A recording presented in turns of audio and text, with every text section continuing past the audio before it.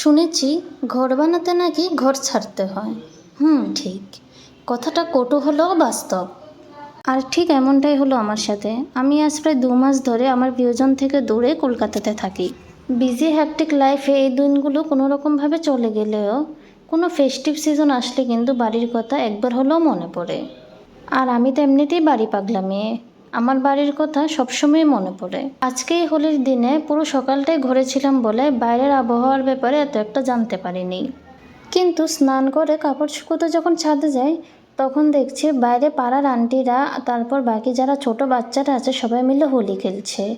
আর আমি এখানে এসেছি মাত্র 2 মাস হলো বলে এখানে কাউকে তেমন একটা ভালোভাবে চিনিও না, আর ওদের সাথে গিয়ে মিশতেও পারিনি। ওরা যেভাবে ওদের ফ্যামিলির সাথে খেলছে সেটা দেখে আমার অনেকটাই মন খারাপ হয়ে গেল। আমি আমার ফ্যামিলিকে অনেকটাই মিস করছিলাম। আর ভাবছিলাম আজ যদি আমি আমার ফ্যামিলির সাথে থাকতাম ঠিক এইভাবে হয়তো রং খেলতাম। তারপর কিছু কেনাকাটা করার জন্য যখন বাজারে যাচ্ছিলাম, তখন রাস্তায় দেখছি সবাই রঙে রাঙিয়ে আছে। আর সেই জিনিসটা দেখে আমার সত্যি আরও মন খারাপ হয়ে গেছে। আজ যদি আমি বাড়িতে থাকতাম, আজ হয়তো আমিও এদের মতো সবার সাথে রঙে রাঙিয়ে যেতাম।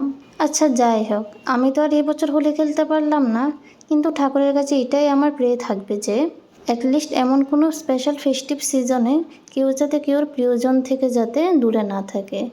And bye bye guys, happy Holi সবাইকে।